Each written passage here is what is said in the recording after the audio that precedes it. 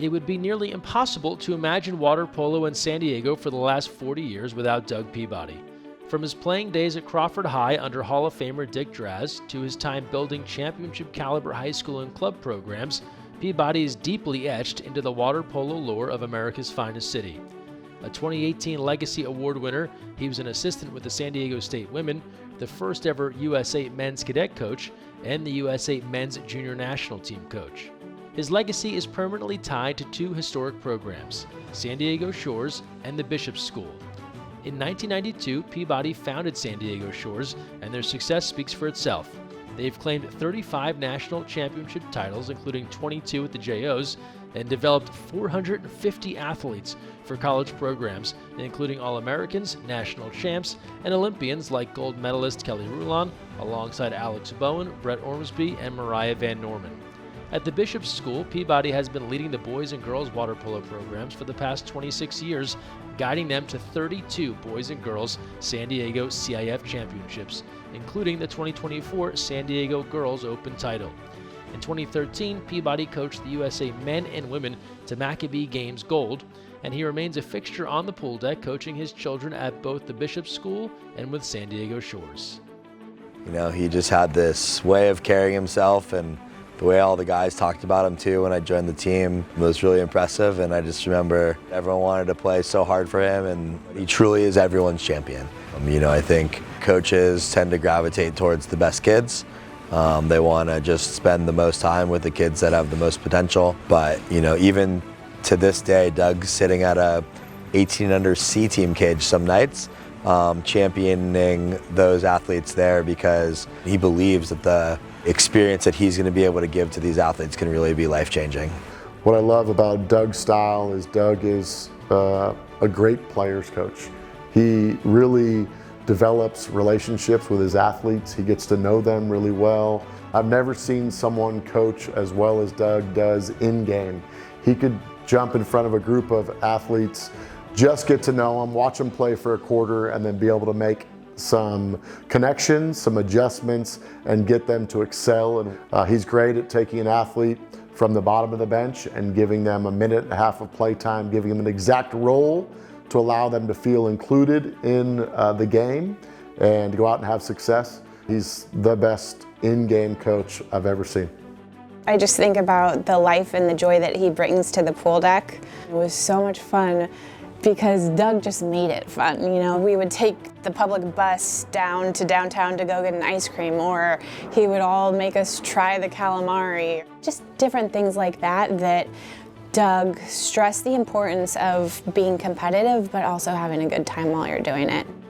A phrase he always kind of referenced was think in threes, which was, if I do this, your opponent or someone's going to do this, and so you have to react with this next thing. So that third step is something that I've been able to not only implement in sport, but also in my professional career outside of the pool deck, right? He cares about his players, not only from just the athletic abilities, but also from the personal side. He gets to know them, good, bad, or indifferent, right? He would be there. So that's one thing that really sets him apart. Dougie's 5'0" with a heart of a champion. You know, one of my favorite days, Coach Draz brought by a big bucket of old school VHS tapes, and all work went on hold for like 5 days as we sat around and watched Doug's old glory days and his playing days. And Doug was a great driver. Doug was a competitor, a fierce competitor. He probably got more red cards than he should have in his young days. Great, intense athlete, great shooter, great passer. Dougie loves it all. His tee shot was amazing. It was so quick. I've definitely watched some old footage of him. He's so fast in the water. You know, legend has it that his brother was better than him, but you know, I don't know if there's enough tape to know that true answer. But he never wanted to lose ever, and he always called Coach Draz. To know that he still had a great enough relationship with his coach from when he was in high school, things like that are things that make you want to be a better human. You know, I've seen him do so much great in the water polo world, but seeing just what an amazing dad he is, and you know, I've known him since before he met Malin and before he raised a family, and now to see his awesome daughter Emmy and his son Lucas and see them become young adults and see how his role as father has changed.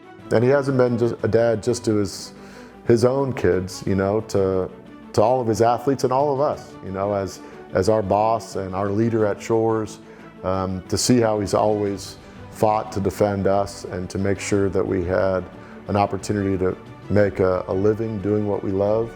Yeah, who he is as a man is what I'm most impressed with. I associate water polo in San Diego with Doug Peabody. I mean, the sport has grown exponentially since when I started, and I think a lot of it has to do with Doug and with Shores and kind of the dynasty and the empire that they've built. And without Doug, Shores wouldn't be where it's at today. So I think he's affected thousands of kids in a positive way. And when you think about it like that, I mean, there's not a lot of people out there anymore that truly, genuinely care about the success and who that young individual becomes. And I think Doug is one of those people.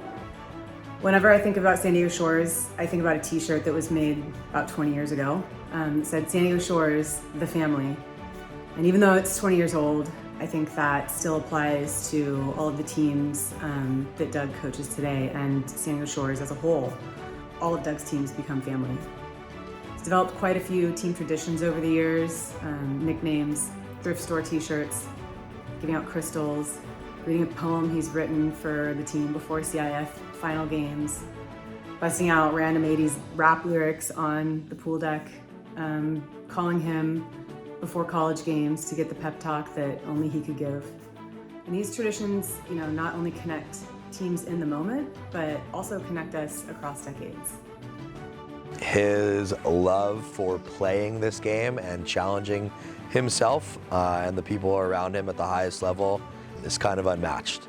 It would only be natural that he'd have a pool that's in his backyard with nets all the way around it, and it's just big enough to shoot from about 7 meters and have about 4 field players in there and a goalie, and it's a little tight, but I know how happy that makes him to be able to get in the water, to be able to help others, to be able to have time to just continue to work on the craft and study the game and try new things right there in his own backyard.